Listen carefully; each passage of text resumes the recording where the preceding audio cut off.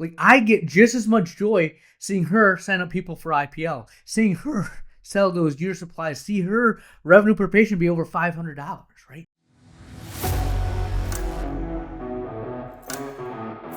All right, my friends, the Ultimate OD Podcast. This is a great episode for any aspiring practice owner.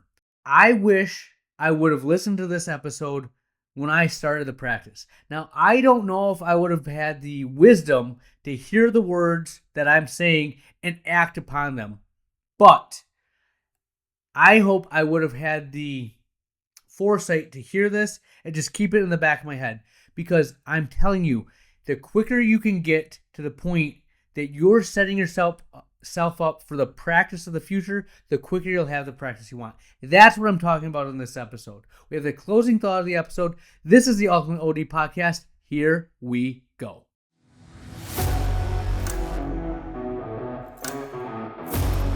All right, my friends, the Ultimate OD Podcast. Thank you for tuning in. Thank you for listening. I love optometry. I'm not going to lie. I openly admit it. I have a problem. But no, I love the business that we're in. Been listening to a lot of business stuff lately. Got out of the P3 meeting, and I'm still jacked up on life, high on energy. It's an exciting place to be. One of the things that I notice about myself is when I'm overwhelmed, burned out, tired, I tend to gravitate towards fiction. I want to read fiction, just escape, get away. When I'm like in go mode, I'm business podcasts, business books, leadership. It's go time, right? Like overload. And I ebb and flow. I can tell where I'm at mentally with what I want to escape to at the end of the day. And right now I'm in a go mode. If you listen to, I believe it's 2 episodes ago, I kind of outlined the benefit of getting away from your practice and taking a step back to take 2 steps forward. I am still feeling that energy. Now, one of the things that I took away from that meeting, talking to great practice owners, is that one, you will make more money outside the exam room than in the exam room. That net income is where you get your profit or your wages, your pay, right? That's where the money's at. And that is the most counterintuitive thing I've ever heard in my first 13 years of practice. Now, I trust these doctors. I'm not saying that they're wrong. I'm just saying that's not been my mindset.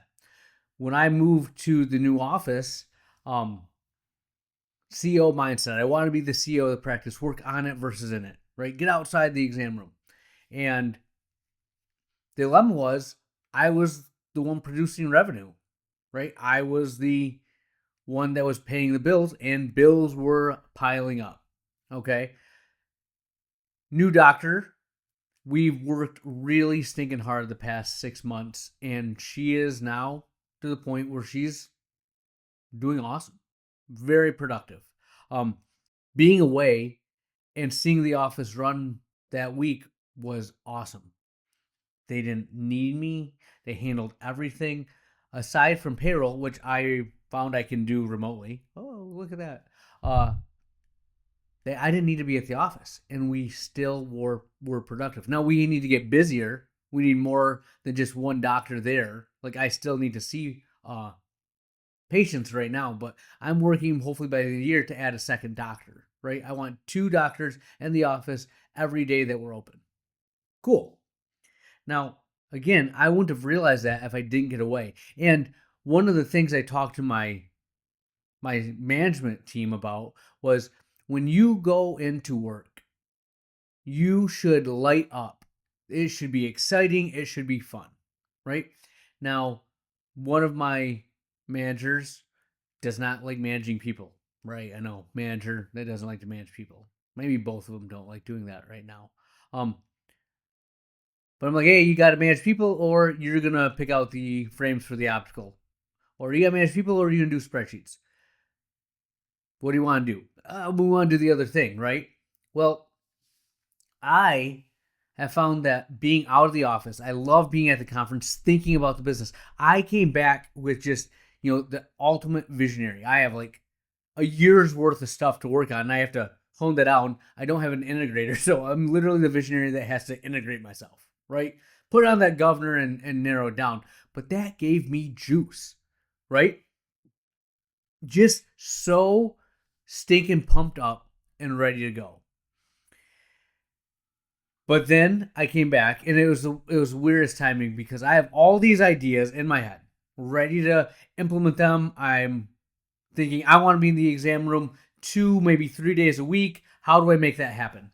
And the associate had jury duty, right? So I have a full schedule, literally booked out, and she's not there. So I'm seeing more patients than I would like than I usually do, anyways, because I'm the only doctor at the office, and I want to just crank it out. But I also want to work on the business, and that's the dilemma. And then I get in, and we had a good week the week I was out, but we had a better week when I'm there. Okay, so I'm like, oh man, I want to impress my P3 group. I want to get to 2 million by the end of the year.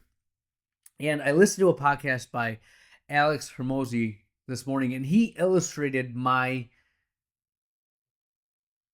problem, my situation perfectly. And he says, you will be fine in business. You just won't be where you want to be when you want to be there. Right? This timeline that I have that I want to get to 2 million by the end of the year is a self-inflicted timeline. No one has ever said anything remotely close to that, right? If I talk to any of the P3 people, they're like, what's your net? How are you growing? Do you have a good foundation, right? But I'm like, I want to impress and I want to do 2 million. But that means I'm not going to be outside the exam room. I'm going to be in the exam room hindering my growth. And one of the things that happened going into my vacation was it was brought to my attention that I was about to have a staff revolt. My all my opticians, I think, were gonna leave the office because they were butting heads. They weren't seeing eye to eye with the manager. And I sat down, I talked to all of them, and kind of got the idea of what was going on. And we're going to talk about this in a second, but it really was a leadership problem. Okay. I said to the associate, I'm like, hey, just so you know, there's a lot of stuff going on right now. I'm gonna take care of it. And she's like, is it hard? Go, not if I'm doing it, right? And I enjoy that aspect. I like getting in there to get my hands dirty. I don't want to be in the day to day, like the grind, but I like the idea of working on the business, making it better, right? Being the CEO, putting the people in the place. Jim Collins says you got to get the right people on the bus and to get them in the right seats. Well, this is a situation where I have the right people. I've just put them in the wrong seats. And one of the things that you'll run into as you're growing is the Peter Principle. All right. And the Peter Principle states that people tend to be promoted to their level of incompetence. So, in simple terms, someone is good at their job, gets promoted to a position where they're no longer competent. They just don't have that skill set, but they've always been the best one. They get promoted and they remain in that higher position, not doing it very well. All right. That's the Peter Principle. And I got Peter Principle because I was forcing my best staff members into a leadership role. All right. They are not leaders. They are managers at best right now. And no matter how much I try to coach that into them, they just don't have a passion for it. Right. So that's on my head. And when I go to the P3 conference, that's one of the things I talk to a lot of people about. Like, what are your managers doing? How do you interact with X, Y, and Z? And amazing big practices. What they will tell you, aside from getting outside the exam room, is the backbone of your business is its leadership. The people that are happy have great leaders. The people that are not happy have management issues. There you have it. Like that's if that's not a call to Like, let's do something about this. I don't know what is, right? I knew there was a problem. And I have juice being outside the exam room. I have all these things I want to implement. So I said, all right, this is what we're going to do. I had a plan in place. And one of the things, one of the things that I've gotten really good at is painting a picture that everyone can see, believe in, and follow, right? So I knew that I had a staff member on staff that has the potential to be a great leader. People naturally resonate and are attracted to her for leadership and guidance, right? They just gravitate towards her, right? And she's not even put in that position, just has that personality. She's been with me the longest, and life has kept her out of the actual positions. It just wasn't the right timing when I had to promote my people that I had. And I sat her down and said, "Hey, we're making some changes. This is what we got to do." Okay. Well, the managers that I have don't like managing people, right? And if you just go in and tell them, hey, you're not going to be managing people anymore, you're just going to be doing this, it can be viewed as a demotion. They can feel threatened by the other person. How do you paint the picture? And what I did was explain exactly what I did to you in the beginning of this podcast. What gives you juice? What gives you energy? And I've had conversation after conversation with them, and they really just don't like managing people the way they need to be managed at this point. We had a big talk about Gen Z and what they're looking for from their job, what they're looking for from their bosses or the leaders. And it's, they want a soft landing, they want mentorship, a little bit of hand holding, right? It's a different way. And I don't want to say babying them because it's not babying them, it's just communicating in a different way. But to me, who just roll up my sleeves, get business done, is much softer approach. And the two people that were managing the people don't want any part of that. Okay? So, painting the picture, this is how you have to lead. You don't like leading. Let's put you where you need to be. Boom, right? And that opened up the door for the manager or I'm put in charge of our core values and culture, right? That's what we're going to emphasize, and we're going to build a culture. That's leading, right? The beauty of that, right? I explain all this because I'm telling you, you have got to find what gives you juice in this profession, right? Some people, I talk to doctors that love being in the exam room. They love being in clinic. I talk to other doctors that love running the business, being the CEO. I talk to other doctors that, they're there 1 or 2 days a week, but they're out golfing, living life. They set up a business to run, right? I guarantee in the first 5 years of you starting your practice, you're not where you are ultimately going to end up. You're not at that just passion point. To get to that passion point, though, you're going to have to listen to some signals. And like I said, I had set a false timeline for an audience that doesn't give two craps about what I do gross revenue, right? And for me to get my passion, for me to have the better office, to do what I need to do, I have to take a step back and realize it's a long game here, right? That running the business, putting the right leadership model, the backbone of my practice in place is going to allow me to be better. So I'm stepping outside the exam room. I said, we're doing it. And I'm not seeing patients on Thursdays. I'm seeing less on Tuesdays and Wednesdays with the faith that I can build a business. I really believe I can.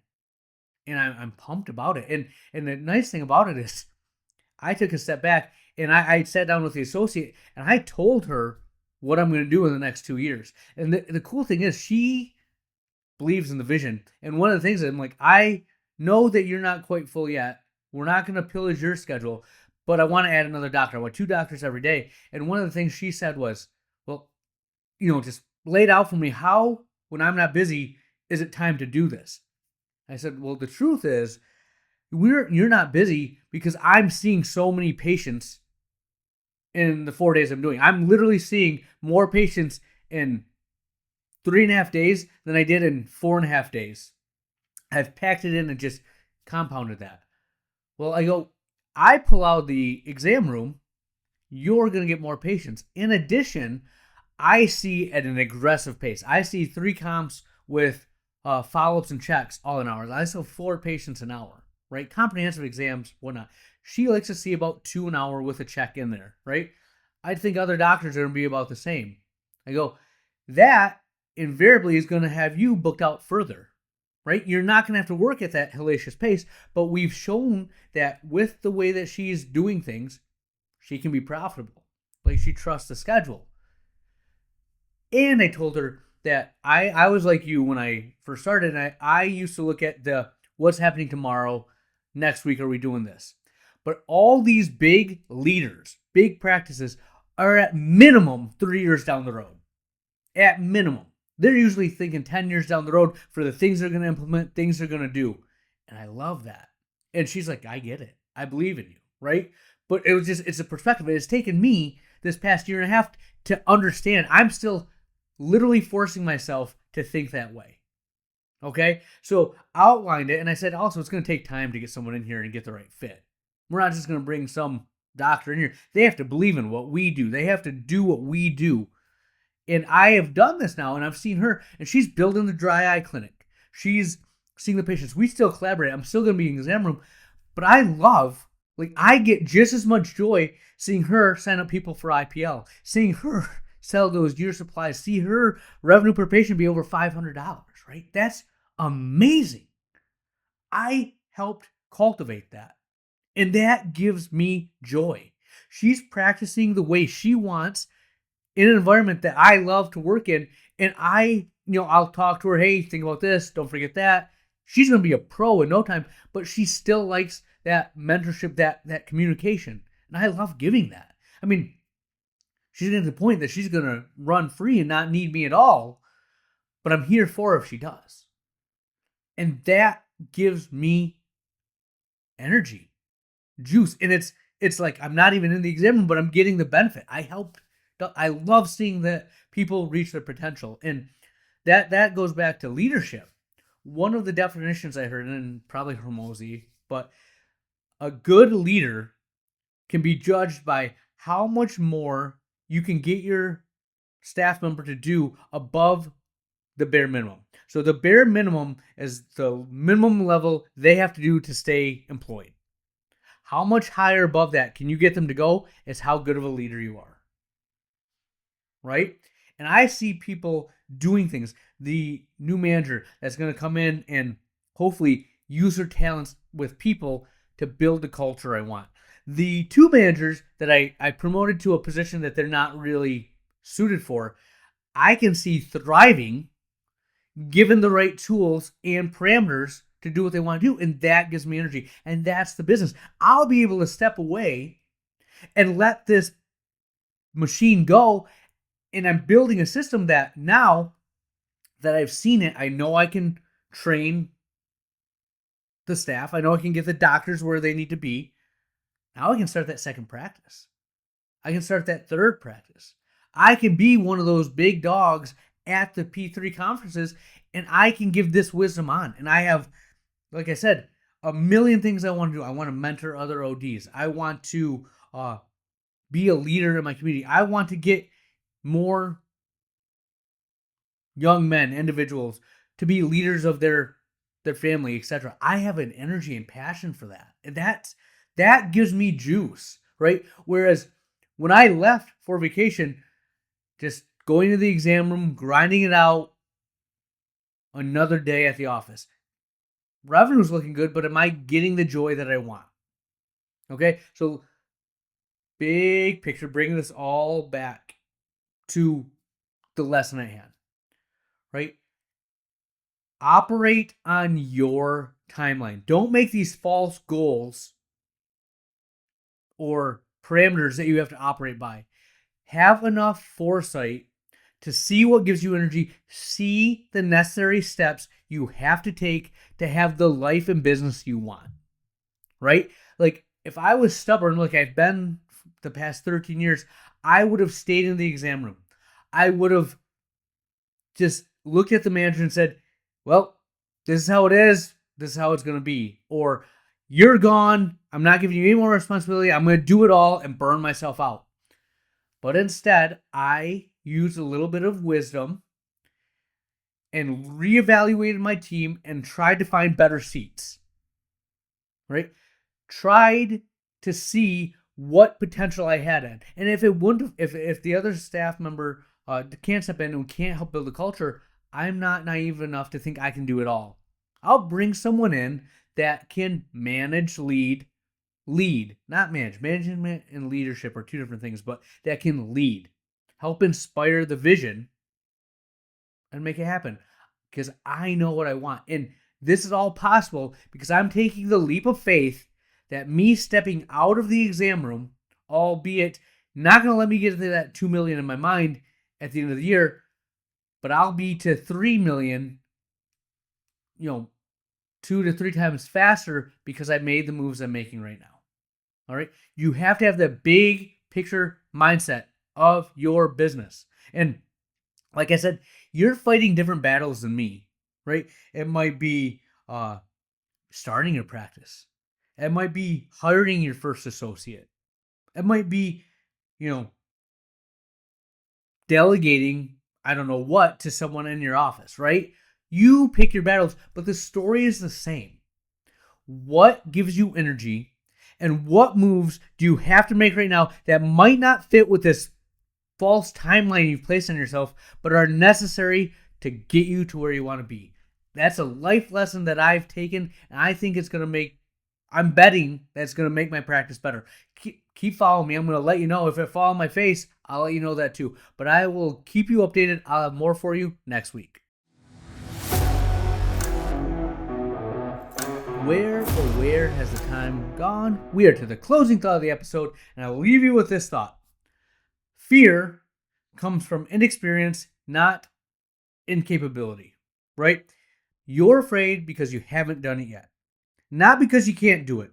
Inexperience is the problem to be solved, and it's solved through the courage to act. I don't know who said that, but that's what I got. And I just thought about this, and I'm like, boom. I'm afraid to step out of the exam room and not see patients because I've never done it. All the successful doctors I've seen have done this, right? That's what they do. Yet I'm afraid.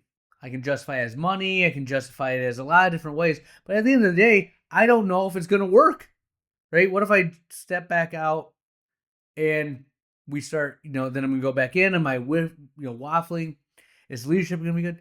No. I just haven't done it yet. And again, that's where I was 6 months ago. Kind of. I was arrogant enough to think that I could figure it out. And that's something that we all have, right? If you're going to run a business, you got to think that you can be that 1%, right? And you know what? I've worked through it. I've taken the leap, and it's working. I see it working. All because I took a step back and let the practice run.